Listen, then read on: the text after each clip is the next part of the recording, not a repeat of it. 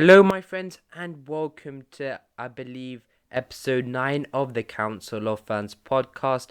And in today's video, as you can tell from the title, we're going to be talking about something that we haven't actually talked of or touched upon in the podcast so far, which is the villains in the show and how evil might be portrayed. And as usual, we've got the band back together -1. But firstly, starting off with Chen. Hello, my friend. Hi. Also joined by Penguin, What's up? who actually has. I've had a lot of people contacting me asking when he's coming back 'cause he's missed like the last three now. And then we're going to Nikki. Meegovanen. Lovely as usual, that Elvish. And finally, Enzo. Hello, everybody. And we are missing the biggest villain of all, which of course is Tolkien Tube. But yeah, so of course, as I said before, we're going to be talking about the villains and evil in the show entirely. So we're going to be mostly covering the entirety of the Second Age. Of course, there is no confirmation of what period of the time period of the Second Age that we are going to actually see. But yeah, let's get right into it. And of course, when we talk about villains, the first thing we talk about and mention is the Lord of the Rings, aka Sauron. So yes, I know. Who wants to take this one away first? Ken? Okay, sure, I'll take it. Sauron is, well, he's the main antagonist of every Tolkien story that is in First Age. And so, yeah, I think it's very natural to expect that he would be the main villain of really any story that Amazon will choose to tell across its entire, kind of. You mean Second Age, yeah? Yeah, I mean, any story that they mean to tell in the Second Age would have Sauron as the main antagonist. Yeah.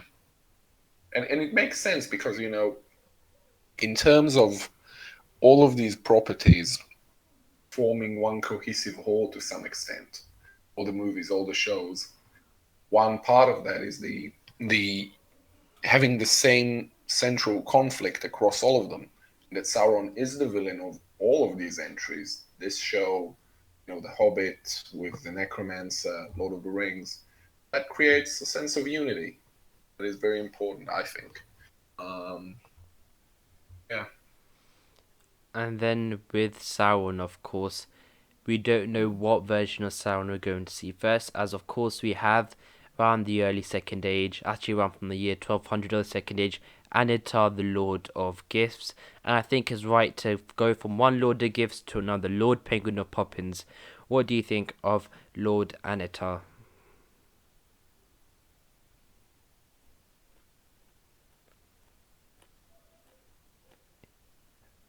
Okay, we can move that question on to Nikki. He might be having some technical difficulties. Yes, it was an Oh. ID10T error. I was muted. Ah. So I was going to say the question with Sauron and Annatar. I mean, that really comes down to do we know who Annatar is? And that's going to factor into his portrayal. I mean, of course, Sauron's a villain.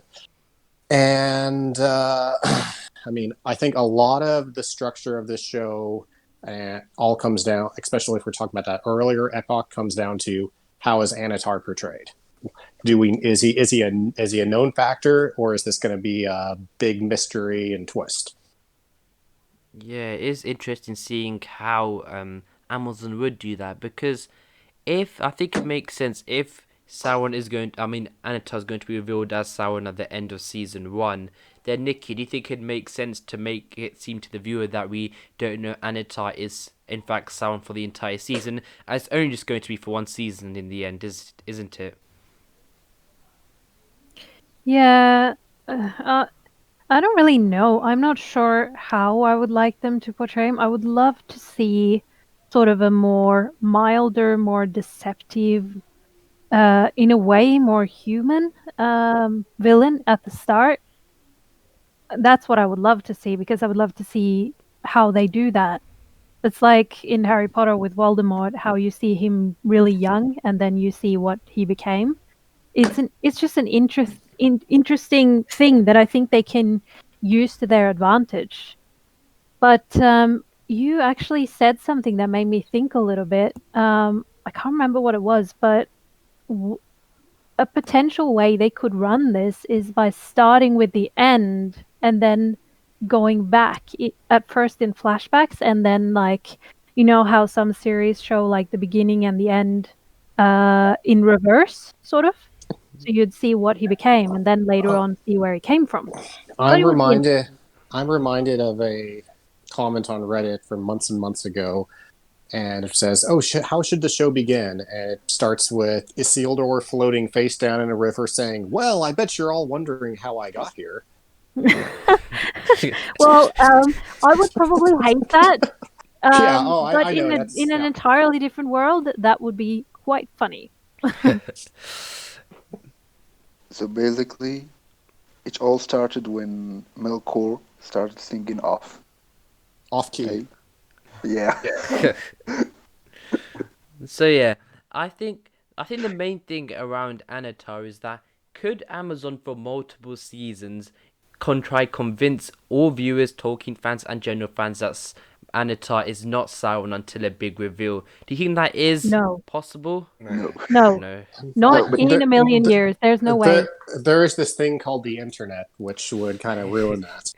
But Yeah. So there, I mean, there are they people. could get away with it for a couple of episodes, maybe even a season, and I think that's something you could consider doing.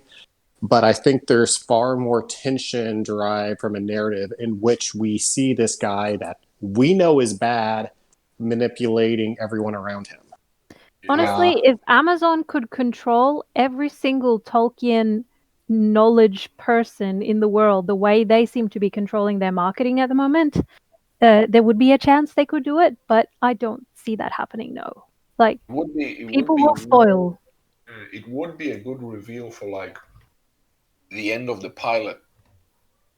That's when you like. But don't you think you would know straight away? Like, everybody who's read the source material know who Sauron is, and there's just no way they could keep it hidden. What would be cool is how they do it, how they portray him, and how they eventually, or how they make him reveal himself to everyone around him.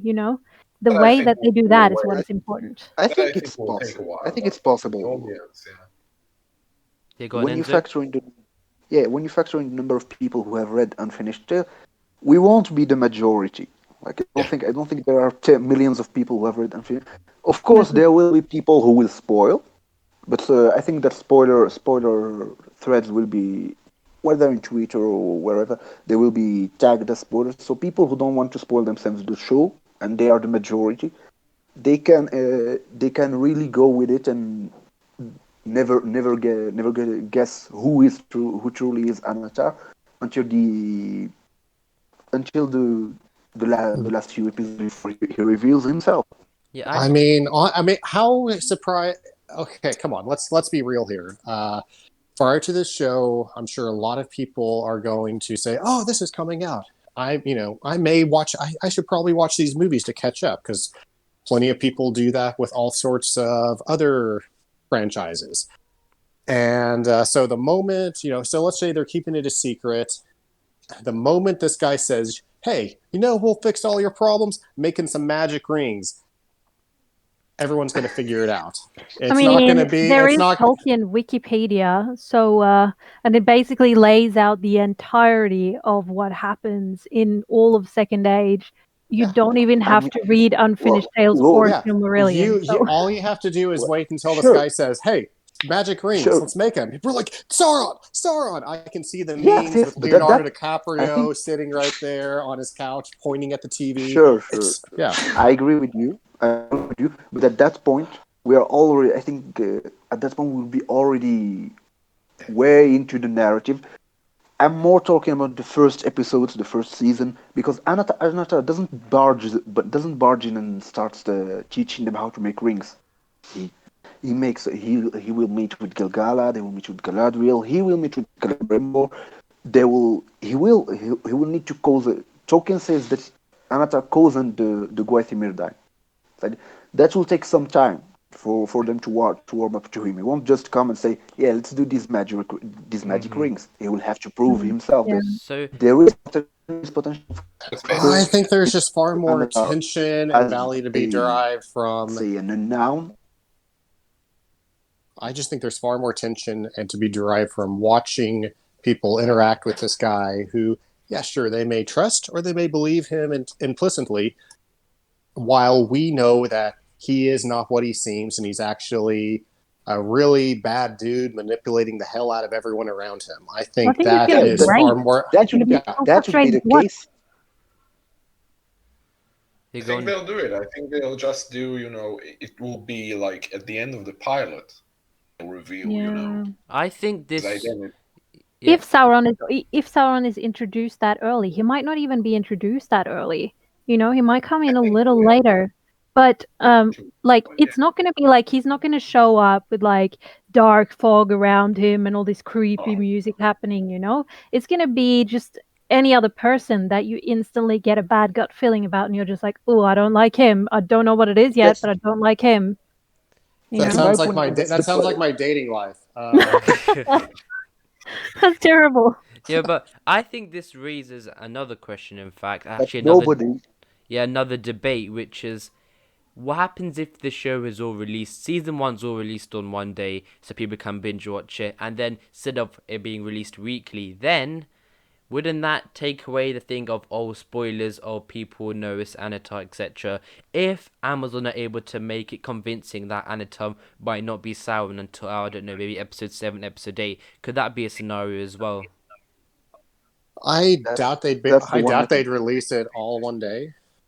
But let's suppose, for argument's sake, that they hide the identity of Sauron. In which case, there has to be some sort of proxy rising threat that Annatar could be promising, to help them with. I mean, we know from reading all the extraneous material that the rings are supposed to be tools of preservation for the elves by the elves. But we've also know from those same materials that they recognize a new power was rising up as early as, I don't know, year 700, 800. Whenever that letter Aldarion brings back to his daddy comes into play. So I mean, 750. this is, yeah. So that's 700. That's 700 years before the Rings of Power. Yes. Who would like to, for maybe some viewers at home who don't fully know what Annatar did in the Second Age, fully around the middle of the Second Age, does anyone want to quickly go through the main events that Annatar did during around 1200 to 1500 the Second Age? Does anyone want to do Okay. that? Yeah, Enzo, go for it. 1200. He comes to the Eriadar. He meets with Galadriel, Celebrimbor, Gil-galad. Galadriel and Gil-galad and Elrond recognize him and shuts him off. Celebrimbor accepts him. They will cooperate together up until the 1400s, when Annatar teaches Celebrimbor how to make the Rings of Power. Then he departs in 1500, and Truly reveals he himself as basically, Sauron, I yeah, believe. he truly reveals himself as Sauron in the 17th century. Once he reveals himself, Celebrimbor in the meantime has forged the three rings, and when Annatar does the One Ring, he understands that he has been lured by him, and he sends the rings into hiding. At that point, Annatar himself understands that Celebrimbor has forged the three rings. He reveals himself as Sauron and goes on and march on towards Eregion. What that he destroys, and Yeah. that starts the war of Elrond and Sauron. That's I basically think the Amazon will massage kind of the early years, because this idea of Sauron kind of loitering, around Elvendom from, what is it, 1200 till 1450 something, just kind of sitting around waiting for someone to take him in. Eventually, Celebrimbor does. I think they'll kind of condense that a little bit. It's the sort of thing that works well, not even on the page. It works well in a chronology. It doesn't really Yeah. work well in the story. And the same thing, like the forging of the rings themselves takes like a century, I think. Yeah, Um, not I Not don't think something it that takes a really works century. usually. No, there's a I think it does. there's a I simple think cinematic solution that will get you past that issue of chronology. It's a little tool called a montage. I don't think you can make it. You may because in that montage, you get like two kings of Numenor who succeed in the like when you start. I think you have you start towards the end of the reign of Ankalime, and when the wars of Elves and Sauron start, we are with Tar Minastir and Siriatan. Yeah, So Enzo, can I just jump in here real quick? yes, yes. Welcome Dorian to the podcast as well. Hello, my friend. How's it going? So he's has requested to come in before because he's really passionate, as we all are around Tolkien's work. So yes, we're going to be talking about the villains in today's podcast, as I think I've told you already. So I just think it's interesting because you've seen the movies, haven't you, Dorian? Yeah, it's like I've seen them. I So never got into like Morgoth. yeah, so we're just talking about Sauron at this point. So when you think of Sauron, what do you want to see from him in the show in the Second Age? Just from just like a I'd like to see him be able to like his rise to power and uh but also have a nice build up to it where the fans can like follow along with him and like start to see the pieces come together. Because are you aware of the character of Annatar by any chance? Heard of Annatar though. Yeah, he is basically, that's what we're talking about right now. So back to Chen. So with Annatar, so we've talked about how the many ways Amazon could do it, but I think let's go back to that big reveal now. That big What, the big reveal of reveal Annatar. itself? Annatar comes out as Sauron. I Yeah, think I I'm. Go ahead, Hen. I think you and I yeah, are on the I same think page. it, Oh, Spoiler. sorry. Actually, yeah, people I watching don't this is have much of probably. an idea of how they'll do it. I think Penguin had an excellent thing. I think I read it once. Do you wanna talk that out for us, Penguin? Yeah, sure. What reveal? That cold Um, open idea? no, the one where you say like when he forges the One Rings, Sauron and all of Middle Earth, and how the show could do it. So an idea that I've toyed around with is why not give Sauron underlings? Some way, one of which could be the Phantom Menace, the false threat that people are rallying against, that he's directing people to focus on. And the idea that I had is this could be another lesser Maya under Morgoth, more than one, in fact. Why should Sauron and one Balrog be the only guys that survive that? Other lieutenants or sub-commanders may have fled and survived and rallied around Sauron. Some of them may have been loyal to Sauron. Some of them may still be loyal to Morgoth. Had this idea that Sauron actually uses up their potency in addition to putting a vast majority of his own power into the rings. Now, of course, there's all sorts of issues with that. I can imagine the fine people on Tolkien fans flipping their lid at that. But we also, if we treat this as history, we don't know what exactly went on with Sauron when he made the rings. So it's just a thought that I had. And I'd also Certainly makes want, sense to have him have minions. yeah. I think you're going. I've even thought that I've personally always considered the Great Goblin in The Hobbit to be the last surviving bulldog, which is why his death pissed off so many of the orcs because they're like, hey, this guy maybe to them is almost sacred or something to them, and these dwarves came, killed him, so they got to get their revenge. Kind of like how the dwarves got their revenge for killing, was it Thrain or Thor? Either way, some of these figures have to be important to them. So, Thor.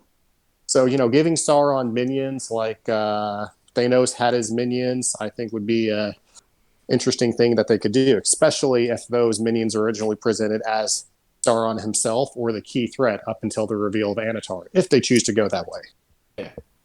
One of the problems with this is that later on we've got the Nazgul, and so you will need to get rid of this Mire pretty quick, like War. before. Apart from the fact that you will be breaching canon and exposing yourself to the eternal Yeah. hate of all Tolkien fans, You don't have to breach this one canon to goes do with. this, though. He does. They don't. Sauron's minions don't have to be like Maya spirits. They can be. I don't know. They can be orcs. They can be people that he turned, like Easterlings, or even the Guathurim. Some of them. I mean, the Silmarillion. I think, yeah, it's in the Silmarillion or in the Unfinished Tale. Don't know anymore. But in one of them, it's said that Sauron sent emissaries to Gil-galad and Elrond. He didn't go himself Right. because he himself was banned from it from the get go. He wouldn't set a foot in Lindon. So yeah, he did have minions. Yeah, and I think that's mostly Sauron and the Annatar aspect covered. But something that Enzo did pick up on is that moving on to the next one, which is the Witch King and the other Nazgul. So, Nikki, we know that from the start that the Witch King were actually, I believe, powerful men. I believe one of them was even a sorcerer. Do you think Amazon could show the Witch King before they were, and all the other Nazgul before they were decepted and deceived by Annatar?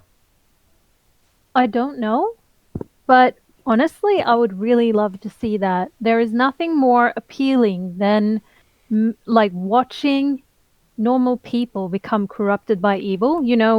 That's part of the important thing about creating a story is creating character arches, and these people go from noble kings of men to mindless servants of Sauron. Like they're horrible and they're monsters, and they do have some will, but they are essentially mindless servants of Sauron, slaves to their rings and slaves to the One Ring.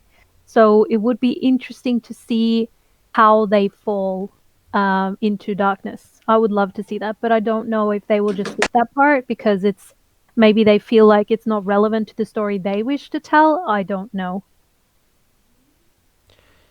Yeah, it is really interesting if we will see the Witch King. Penguin, do you think there is a possibility where Amazon can have that storyline go down throughout the show? Because I'm sure already there's going to be many, many storylines in this like potential ensemble cast, etc.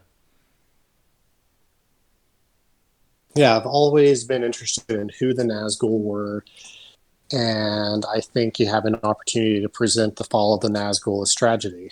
Uh, I've had this idea where it's basically an inversion of the story of David. You've got this guy, lowly being, accepts a ring from Sauron, and he becomes great and powerful.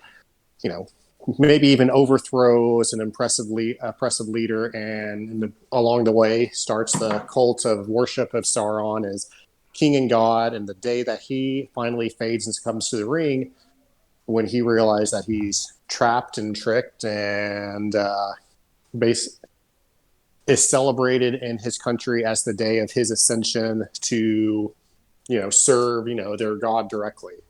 If done right, can be interesting, but who knows, we may not even see this. Yeah, because Hen weren't originally wasn't the Witch King a actual sorcerer as well? So could Amazon Um, pick up on that? yeah, it's part of the He thing was that's the Lord tricky. of Númenóreans. Yeah, that's part of the thing that's tricky for me about introducing the would-be ring wraiths. In terms of the chronology, the ring wraiths appear much, much after the time of the war. Um, and since they're men, you would assume that they were men that were not around during the time of the war. Um, Amazon can play with the chronology there, I think. I don't know just if they would. I think it might prove a bit too unwieldy. For who these people are, I don't know. I've always assumed that they would be Numenorians. A couple of them are Numenorians, that we know. Witch It King could is. be a challenge, like when you think of it, there are 9 of them, and they would Yeah. have to introduce all of these and their backstory and their family and where they have their kingdom because they're all kings of men. Would Uh, they? Would they have to No, introduce no, all no, 9 of if them? they wanted to, they they don't. became. I'm not saying they have to, but if they wanted to tell the backstory of all of them, they would have to introduce them because they can't just go, "Here's this guy, and he turned into this." They have to at least do something to establish who they were beforehand. But if they Well, jump straight into the Nazgul part, not so much. the idea that I had for the guy, or it could be a girl. I have no issue with that because I mean, as far as I'm concerned, once you're an faded ghost spirit, does gender or sex really matter? But excuse me, once they go, once that person fades, they're essentially summoned, to the throne of Sauron. And when that ghost, who's still recognizable to us, goes there, all of a sudden they find 8 other beings just like them, all kind of like all horrified, wondering what happened, but you don't exactly have any will of your own left. You basically, the only freedom you have as far as action goes is how best to fulfill the will of Sauron. I suppose you can always just tell the story of one, maybe 2, and then have the rest of them meet them there. Like I don't how know. The Hobbit did with all the dwarves. I think Ken, you can Yeah. talk more on that, where you focus on like these main ones. They're just along as well. But I Yeah, just but they're all together. The actually that's kings that true. Yeah. become the Nazgul aren't necessarily together. Yep. That's the. Yeah, And actually, Dorian, this would actually be a good question for you because you're of course a fan of the movies. Would you be interested, as just of knowing watching the movies, to see the backstory of the Witch King in the show? Would that be interesting for you?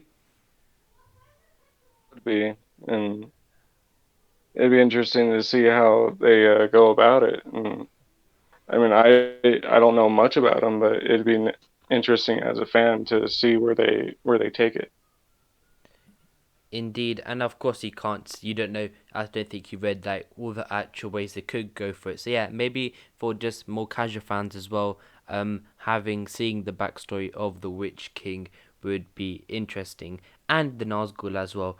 But now we're going to jump forward quite well, is potentially I think thousands of years to the downfall of Numenor, and of course we can debate whether we will see this in the show or not. There is of course possibility that we can, and just we have no confirmation on how Amazon or what Amazon are going to show us in this show. So but if we go near, then again we have Sauron in Numenor this time. I think at the same time we can talk about could we see any villains in Numenor, but of course we have Pharazon. And I'm sure it sounded like Penguin, you are really passionate about this, so I'll let you go with it first. No, I was just really just trolling and joking around. Obviously, our Pharazon is a bad guy, but I think it's clear that, under the influence of Sauron, he's made far, far worse. One of the things that I thought would be an interesting idea to do is to launched the Great Armada actually earlier under the reign of Tar Palantir. There's a and have Pharazon and Ilendil both being key commanders of the Great Armada. And it is under the influence of Sauron that Pharazon launches his rebellion, sees the scepter, and marries his cousin, right?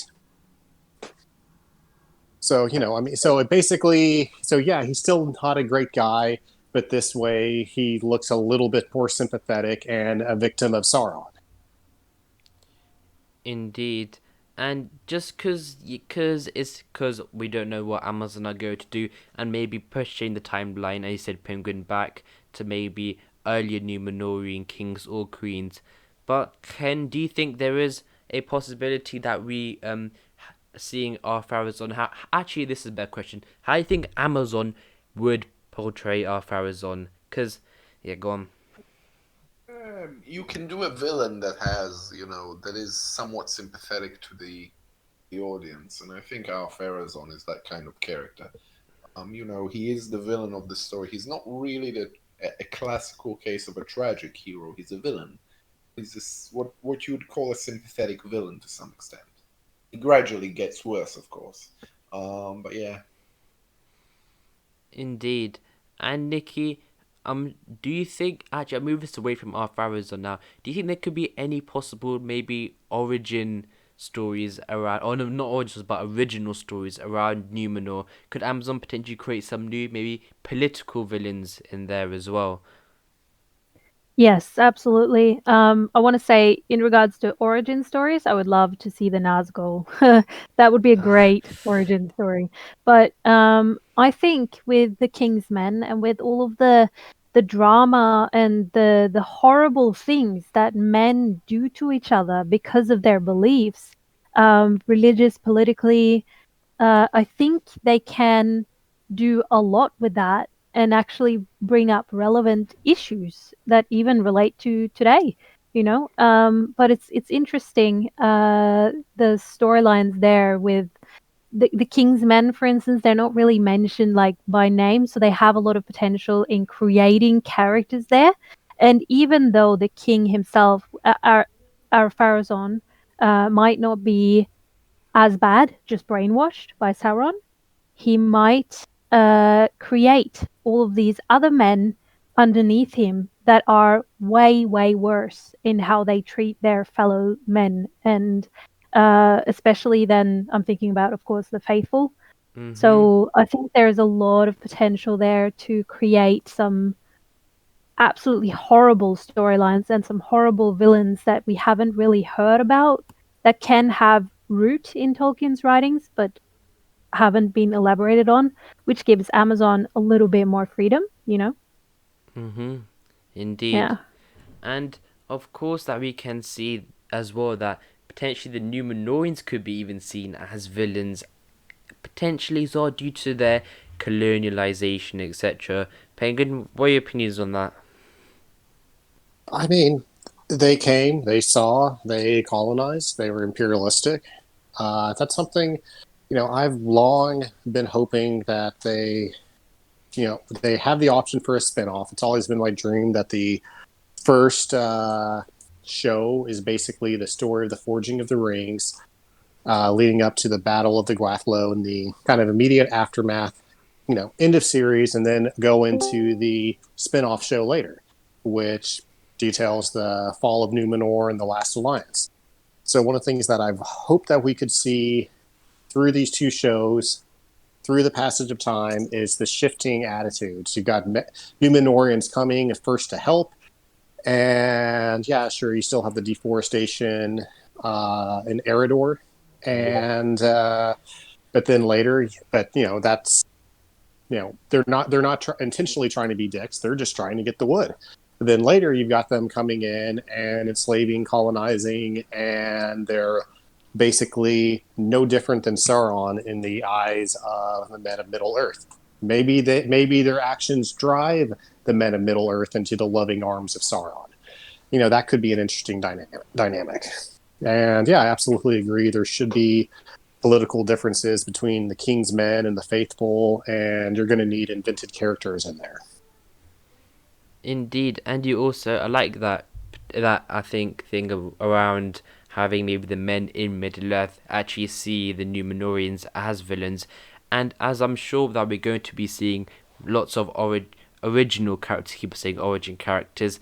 Do you think maybe in Hen in Middle Earth, do you think, or in Eriador, we could see maybe a men villain? I don't know how to phrase it, but yeah. Absolutely. Yeah, I think so. I think it would be, even in the early events of the Second Age, before the Numenorians really become real villains, before that, they already have, small conflicts with the natives of. It's not Eriador, is it? It's Enedwaith, south of Eriador. The Gwathuririm, the Dunlandings, the men that Saruman uses in the Two Towers, basically. Um, and I think we will see. The thing about the Gwathuririm is that they don't trust the elves inherently, so you can definitely see kind of the potential there for Annatar to kind of schmooze them, kind of turn them to his side. if only in sympathy, you're also going to have them kind of fighting a little bit with the Numenorians. And I don't think if it's done right, our sympathies won't be entirely on any side of the conflict. They won't be entirely with the Numenorians, who are already starting to colonize Middle Earth and deforesting it. And also, our sympathies won't entirely be with the Grathoirim, which, are somewhat sympathetic to Sauron, perhaps. Maybe they're not, So, I think one thing that you interestingly mentioned was the Grathoirim, and of course, this can lead us to Celebrimbor. So, who wants to tackle this one? What should Amazon do around Celebrimbor? A tragic hero. Tragic hero. Starts with Tragic the hero best. that become. Starts with He the should best. start with the best of intentions. Is there But an as the echo story here? Because goes, I think Imzo is just repeating everything I'm trying to say. Wait, oh, you wanted to talk? Yeah, Penguin go first and Enzo after. He was already further ahead than me, so he can keep going. And go for it. Okay, so as he said, he should start as not really a tragic figure, but let's say a figure that is burdened by its past. He is the son of Curufin and the grandson of Fëanor, and he will have some, let's say, a bit of a hard time to make himself accepted. That should be cool. That would be cool to see, because he's the last Fëanorian, and the Fëanorians aren't a really good bunch. But as the story progresses, he should take on a more negative role, because that's what Tolkien towards the end of his life he was going to, because when Tolkien retconned Galadriel as Lady of Eregion, he made so that Celebrimbor would revolt against her and oust her of the realm before claiming it as his own, which is a nice parallel to what his own father did to Galadriel's brother. But that's beside the point. Yeah. And Now you're drawing from, but then you're drawing from the versions of the story in which Galadriel is the mostest and bestest elf at everything, despite accomplishing very little. okay, So I just don't think she's that interesting as a character. If they go down that route, personally, I'd rather Celebrimbor, yes, be burdened by the history of the House of Fëanor, and but be looking for a way to redeem them. As an idealist, he's looking for a solution to the problem that the elves are facing, wants to, achieve great renown in that process. And Sauron sees an opportunity to manipulate him to get his goals. So whether that leads to the rebellion against Galadriel or that's something else, well, I'd actually rather have Sauron be kind of pulling the strings on that. So Sauron can get entry, and they can begin the process.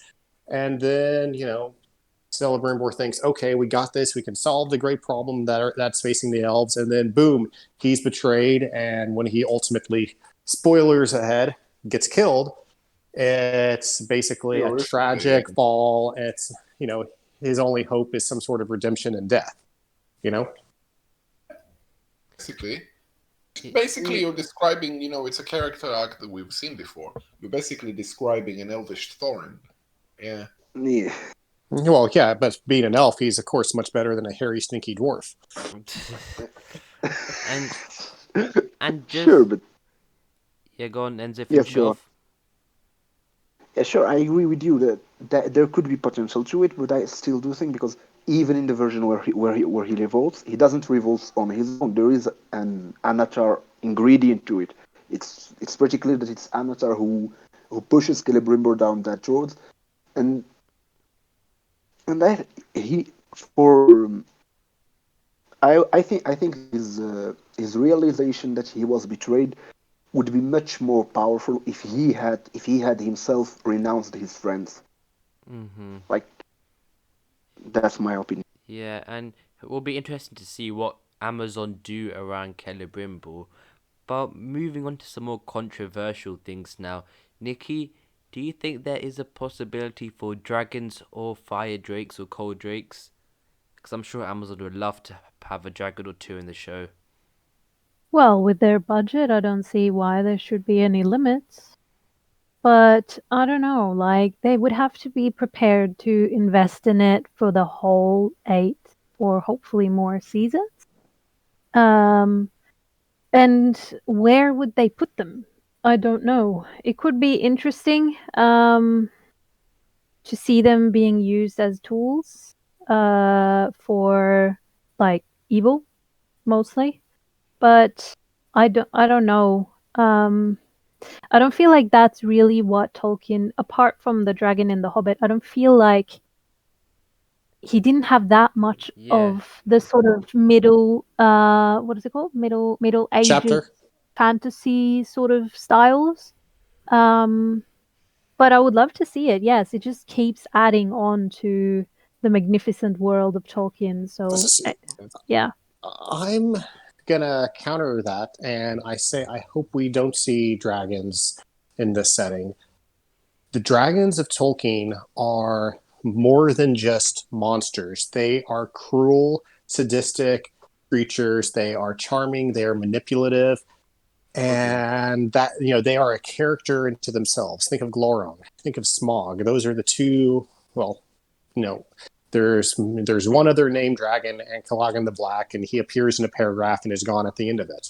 There's also Skada. You forgot Yeah, Scata. and yeah, okay. Yeah, you're right, and that's how significant Scatha is to the entire setting. So, if they did a dragon, they would have to pull out all the stops to create a cunning, just absolute bastard of a character, and I just don't know how there's room for that in this setting. They could do You Shelob. I already would like to have. see Shelob. Shelob is okay. She's not a dragon, Well, but she's cool. well, Um, But I've Shelob got in the books has no dialogue. She's not a character. She's more of a force. Like, when we think of dragons, I think a lot of us are thinking like Game of Thrones, and those are just wild giant animals that can be tamed and shoot fire. They're not characters per se. So yeah, I just don't see how they fit, and it could work, but more than likely they take the lazy approach and include them just because they feel like they have to, not because it's. Yeah, I just see it as too much of a challenge and There's too also distracting to well, everything else. true, something but to be said I think about I the remember. story being a humanoid story, you know? Uh, What was the first part of that, Hen? I was saying that there's something to be said about this story being only involving humanoids, you know? Mm-hmm. People that look yes. like people, not monsters, not fantasy creatures. Which I don't know. Aside from the fantasy creatures, elves, dwarves. Humanoids, you know, people. Yeah, I know. Even if they have long beards or pointy. Are you implying that Glauron isn't a person? This is Glauronphobic. Oh my. I'm gonna denounce you. No, but Dragon phobic. I hope the dragonkin listening do not get offended. Yeah, but Enzo, yeah, give us your original thoughts on dragons for the show. yeah. I think they there is possibility for the blue wizards to appear, right? Although it would be after the dwarf elves, or there will be some timeline shenanigans. But the blue wizards go to the east, and the east is the place where we don't know much about it. We just know it's full of Easterlings and Eastern dwarves and Avari, and even Sauron himself. He dwells pretty much in Mordor and in Eriador, and he won't roam. He won't be there. Having him there as the great villain would just be redundant. So we could have a dragon, not of the not of the a dragon of the scale of of Glarung, but nonetheless a dragon who is acting there as an antagonist for the Blue Wizards and the men there. That could that's a place where I could see a dragon in the series. But apart from Yeah, that, I join everybody else. yeah.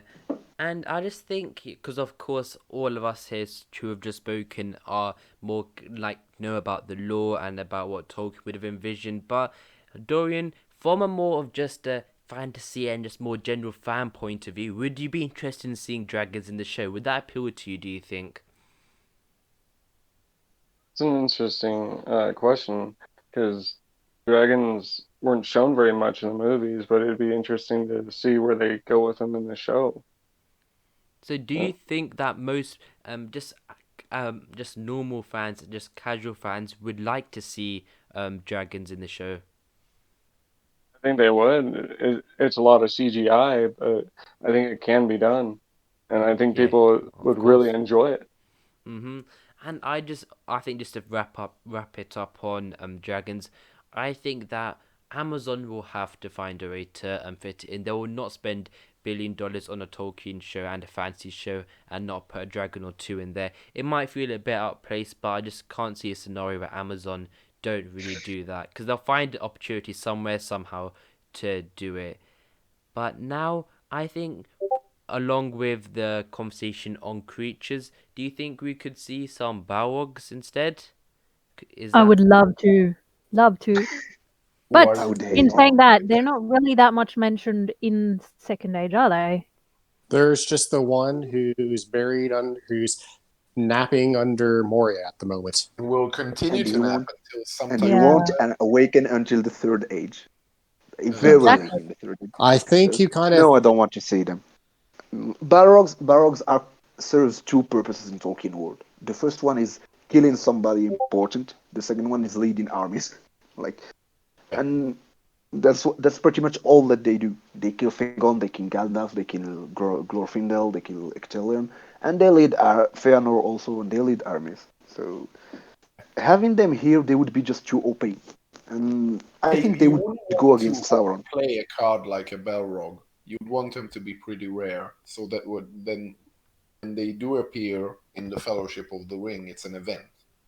That's where I stand We on could Balrog. potentially see them as leaders of armies, though, like in like the Battle of the Alliance or the Last Alliance or Oh, in whatever. that Like case, they I could don't bring like in the the big Alliance guns at there. all. Yeah. Well, so if would they Amos obey Sauron? Like, would they obey Sauron? That's a valid question. Like, I first, my go ahead. I think if a Balrog was really out there, he wouldn't obey Sauron. He would go against him. Like the only times they cooperated was when they were all under Melkor's supervision.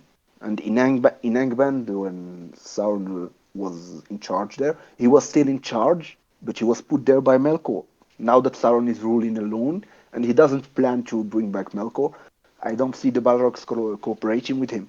They because I they are. I I think that's a kind of a simplistic way because Sauron was always described as being the guy deepest in Morgoth's plans. If anything, I think of him as the guy sitting behind the throne, running the empire for Morgoth, whereas Balrogs have always just seemed to be weapons guys who just delight in destruction, who want to get out there and break stuff just for the sake of breaking things, utterly consumed by the nihilistic spirit of Morgoth. So when it I comes to would it, actually I don't think a Balrog would be interested in becoming a Dark Lord and sitting on a throne and organizing a domain. I think they'd say, "Hey, you do this. Let me go out there and fight these guys and break their stuff and keep breaking it until nothing's left." That's my So personal I interpretation of them. actually, I when I read the Silmarillion, I always picture that Gothmog, a Balrog, is actually Morgoth's second in command. I think it comes across like that in a couple of places, and in some of Tolkien's earliest writings, Gothmog is Morgoth's son. So I'm more on the side of Imzo on this. And again, I Well, just and in uh, those earliest writings, Sauron did not exist. he did. He was the Sauron, cat. yeah, I mean that's merging an element of. Sauron basically replaced the character of Telvido when he went back and started inserting Sauron into the first age setting. which is So why it's he Sauron's can't. eyes Yeah, that's one of the challenge of But using when you're looking at early writings and comparing them to later writings and so forth. I'm not. yeah. Yeah, but I don't really moving use it back to earlier. anyway, Okay. moving it back to the second age now, because it seems like we are, of course, with happens of conversations, we're going a bit off track. But moving Balrogs back to the second age, just to wrap up, Chen, do you think it is possible? Don't think so. I just maybe I really don't think so. Because I think Balrogs especially are something that you want. It's a card that you don't want to overplay. Want them to be pretty special when they appear. And I really think it will just take away from the Fellowship of the Ring in a sense. You know what I mean? Mm-hmm. Also, if you put them in the battlefield against the elves and later against the Last Alliance, I don't like the chance that the Last Alliance or the elves or have. It just doesn't belong. Yeah, Yeah. it's cool. I Stuff like have dragons are extremely cool, but I don't know. I have one more thought. Whether they're intending to put this in continuity with the existing films, or Amazon wants to create its wholly owned Amazon Middle Earth universe, the one of the themes that we see with each age is decay. Things are, you know, things get weaker, magic and power fades away from the earth. And so, in the first, the third age, it's pretty much mostly men against men and orcs. Elves don't have too much to do other than offering advice. The second age is really the last hurrah of the elves as a strong, significant military, as a strong, significant power.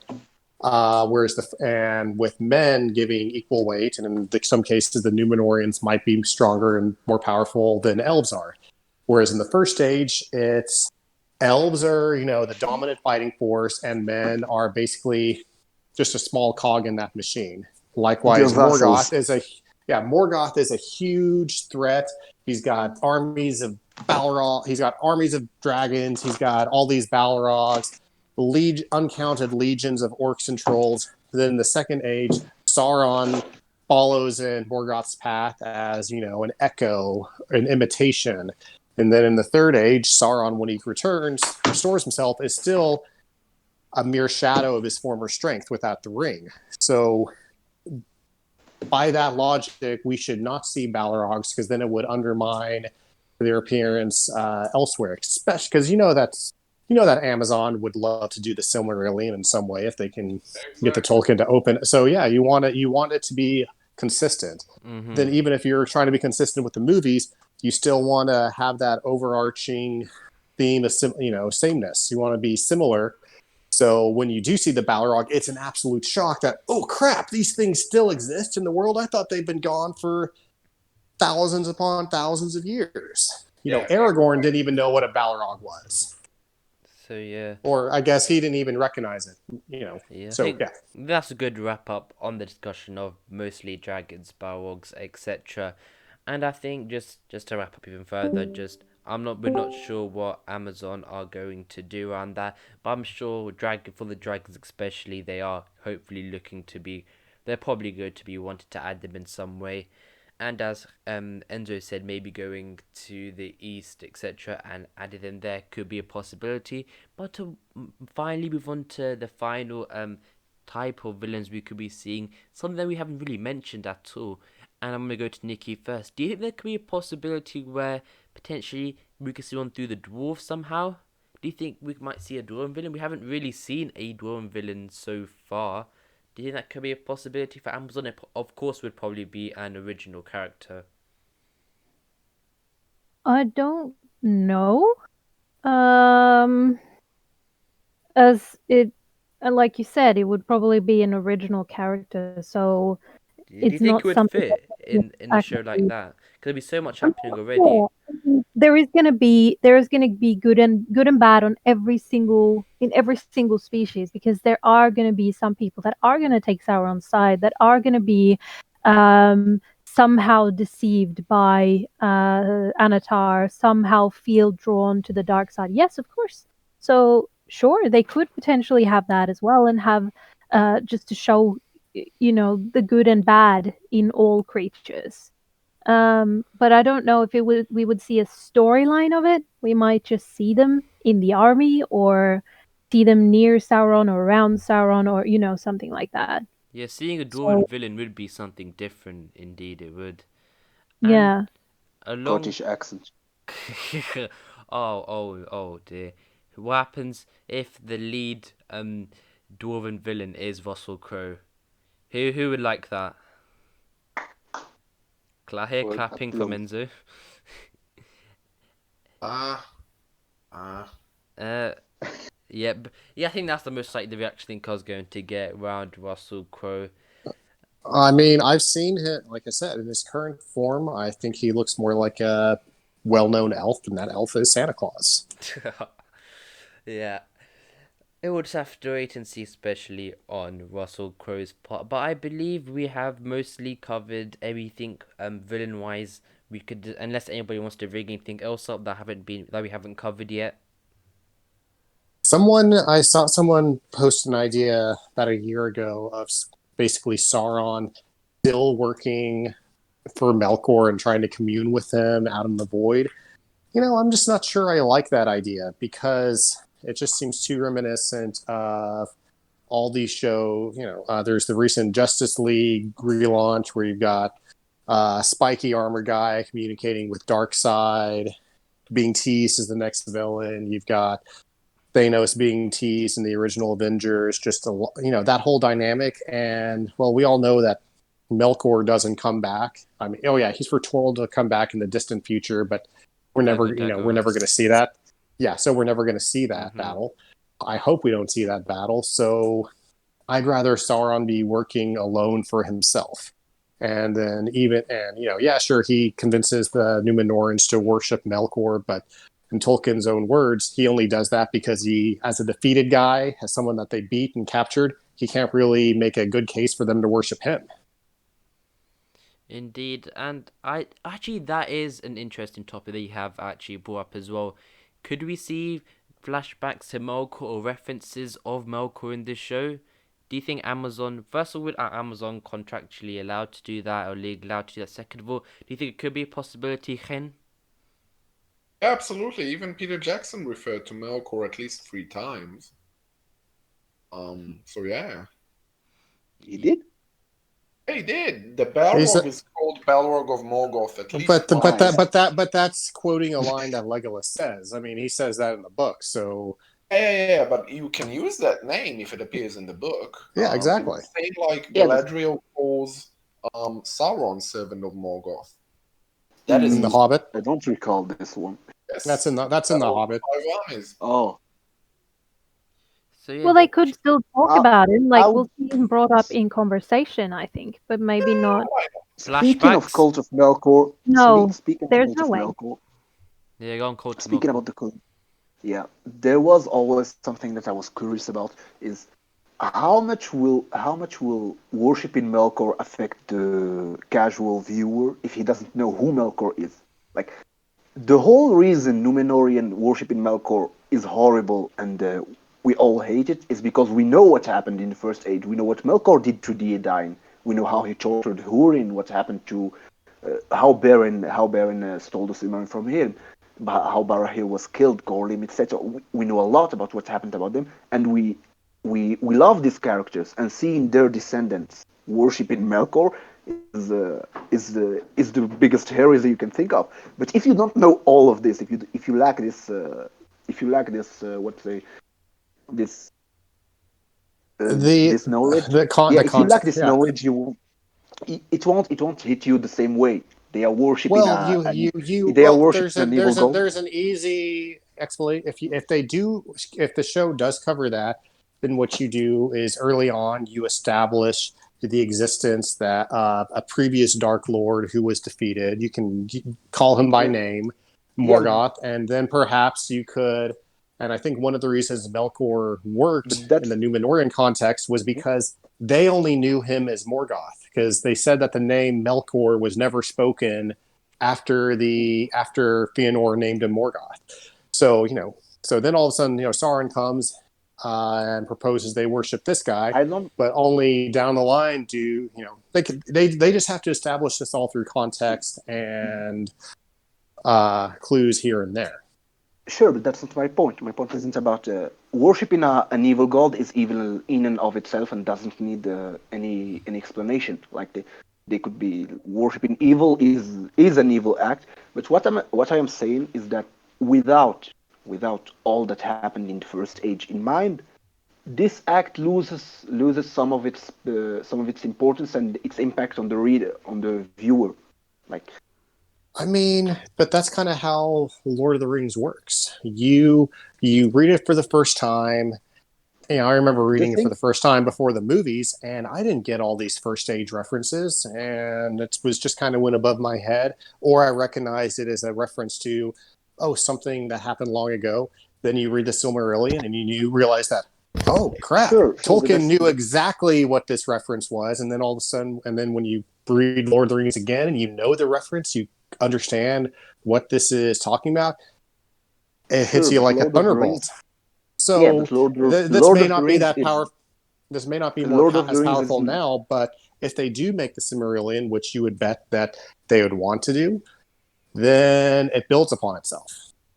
sure, but the thing is, you don't. The Lord of the Rings was published before the Silmarillion, so the Silmarillion is, for all in, because it was published after, a kind of prequel. But in the Second Age, you learn that of Melkor worship after the Quenta. So after you have met with all these characters. That's why I'm saying, I'm not saying that it's bad or that they can't. I'm just saying that, in my opinion, and that's what I was going into. I would think it would be better for them to worship Sauron, because we actually know Sauron, who Sauron is, and we know the character he's hurt in all of these stories. We At that point we would know Celebrimbor, we would know Galadriel, we know Aragorn, Boromir, Gandalf, etc. And it would be more impactful, in my opinion, that they turn to worship him than if they go to worship Melkor, because Melkor is great. I love him, but for someone who hasn't Yeah, yet what did you just say about worshiping an evil god? Yeah, I love that guy. Great. Satan, yeah, man, he's awesome. I love him. Yeah, Satan, yeah, what's up?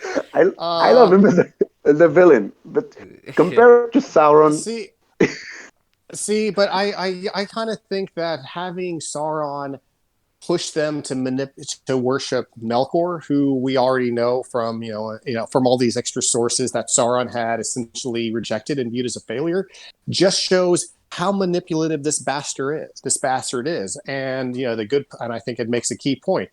Why would the Numenorians worship someone whose ass they just kicked, in Middle Earth and brought him back as prisoner? Yeah, that just that's doesn't true. really make sense That's why, unless, of that's course, why. they choose to overhaul this story and make Sauron conquers them. Yeah, Well, remember that I'm gonna they leave it. make We're gonna leave that discussion there now because I think we've covered most bases on. So I think Ando was talking about seeing Sauron as being worshipped, and then I think of course Tolkien said it was actually Melkor worshipping. So I think just to move on quickly now because we don't have long left. I think actually as I'm showing on screen right now. So for the actual show, the only confirmed actor who we know is playing a villain is Joseph Morley, and I showed the Deadline article up here. And a lot of people's reactions when they saw Joseph Morley playing the quote lead villain was, yeah, that could be Sauron, but isn't he over 50 years old? So Nikki, as you're an actress as well, part time, however, what's your initial views on maybe could they make Joseph Morley work as Annatar / Sauron? Yes, I think so. That didn't sound convincing. Well, that's what I've been thinking the entire way. I've been thinking he would be the perfect Annatar. Um, he could play it. I think he could portray him really well, both when he's being deceptive and has this air of just interestingness, and then, if that's even a word, and then when he sort of gets gradually darker and darker and reveals his inner evil. I think so, but he could also play a different villain. Like, I mean, he Yeah. could play the Witch King. He could play. There's so many potentials here. They haven't gone out with saying anything except the fact that he's a villain. So there are other actors here as well that could potentially play him. So Yeah, I feel I'm like just gonna wait.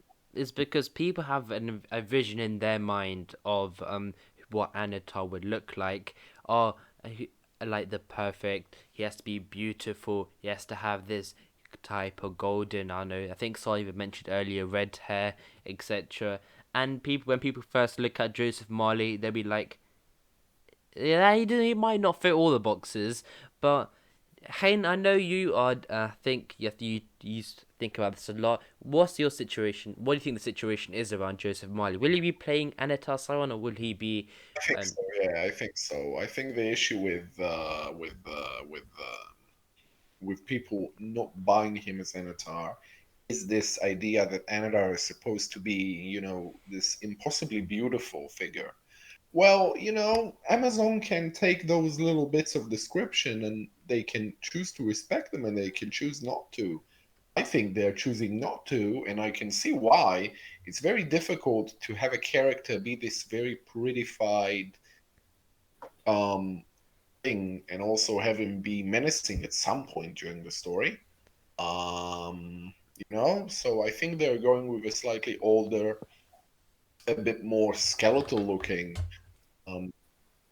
authoritative Annatar. Actually, it's kind of like an evil Gandalf. Basically, that's what Annatar is. Yeah, and So yeah. and I think even from New Zealand, I think we're nearly 2 years in now. We still haven't really, actually no, about a year and a half. We haven't even got any pictures of Joseph Marley in New Zealand, have we? Unless I'm mistaken. So yeah, Oh, and then, but of course, unfortunately, Talking Tube isn't here to debate because I know he really badly wants Maxime Baudry to play Annatar. But so I'll put on screen right now a poll that I did just I think 4 hours before the start of this podcast. It's got, I mean, right now it has 65 votes, and 49% think Joseph Marley is going to play Annatar. Then second is Ismael Cruz Cordova with 21.5%. Then in third place, with 16.9% is Maxime Baudry, and then 12.3%. I think none of them are going to play it. So I think I think it's been a running joke for a while now. If you had to have your perfect Annatar, who do you want the actor to be? And I'm sure Benedict Cumberbatch is going to be mentioned a few times. So yeah, starting off with Penguin. It's not funny when you make the joke. Oh yeah, okay. I'm sorry. I mean, Oh, that's still your joke. maybe 10. Yeah, you did steal my joke. Thanks for nothing. I would say maybe 15 years ago, Tom Hiddleston, but he's already basically done a very similar character in Loki, so we've seen that. You meant from the existing cast? Okay, yeah, I'm gonna step out. I can't remember. No, you're ideal. You're ideal. Anyone in the world who would be your ideal Annatar? Well, in that case, Benedict Cumberbatch. Yeah, I feel that's a lot of people's ideal choice. Enzo? I don't have any choice. Like I've got a checklist for how Annatar should look, but who should do it? I don't have any Wait, give us your preference. checklist on how Annatar should look. Annatar should be someone whom only Galadriel, Gil-galad, and Elrond can say without doubting that he is bad. That's the level. That's how good he should seem. Do you think Joseph Marley could portray that? Could he act that way? Could he act that Yeah, way? yeah, I maybe don't it's know. He can acting, man. definitely Yeah. pull it. Maybe his acting will hide his face. He's good looking. He's good. He's not ugly by any means. Mm-hmm. But he doesn't have that. Let's say he isn't somebody who you see and you warm up to immediately. Yeah. Dorian, who would you like to play Sauron? Any actor? Actor to play Sauron. Tom Hiddleston would Joseph be a good Molly. choice. Pardon? And also Joseph too. Joseph Molly. Marley, you think he'd be good enough to be this Sauron / Annatar figure? Does he convince you as being one? With their careers, yeah, they've had a very well career through the years, and I think that they could pull it off if it's done well. Yeah. Great. And Nikki? I don't really know. I've been trying to look up actors because I'm terrible with names, to get some inspiration. I'm not really sure who my ideal, like, I don't know what I'm looking for. The reason why I've always said Joseph Moll could have the potential to be him is because I think he has the potential to be him. We already know he can play a bad guy. And I don't know, it's just a matter of hair and makeup and styling, you know? So I think he's a great choice. Apart from that, can I come back to you? I'm just gonna Yeah, sure, do sure. some research. I'm sure Hen has an idea. As to whether Any Joseph- any actor who you want to play. I'm fond of Benedict Cumberbatch, not as much of Tom Hiddleston, not as a villain that's meant to really be menacing. A villain who's kind of fun, sure. I'm glad you're with me as a fellow Cumberbitch. Yeah, I like Benedict Cumberbatch. Someone else, I don't know. In another age, Laurence Olivier would have been great, but today, I'll put a picture of him on screen for people who don't know who he is. So yeah. And then I think there is a possibility that Joseph Marley could potentially play the Witch King as well. And actually, before we end up, I start something that's completely not relevant to this conversation. Is that hobbits in the show? What's everyone's feelings on that? No. Oh. No. That's No. 3. Hey, Nikki, no. No, they weren't even in the Second Age. That would be weird.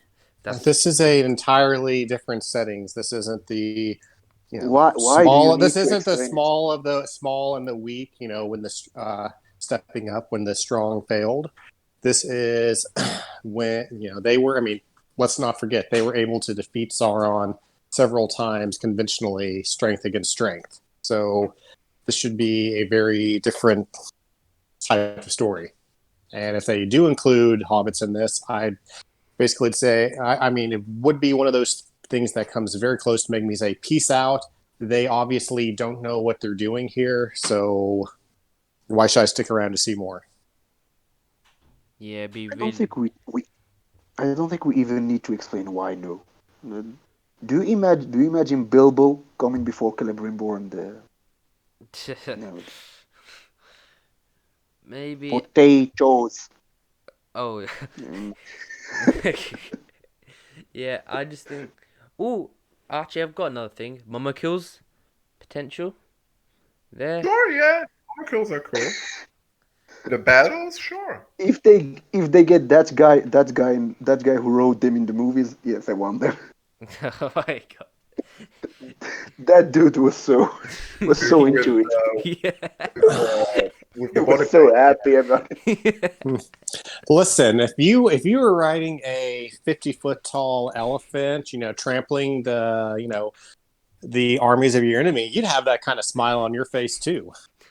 Obviously, He seemed really passionate for his role there.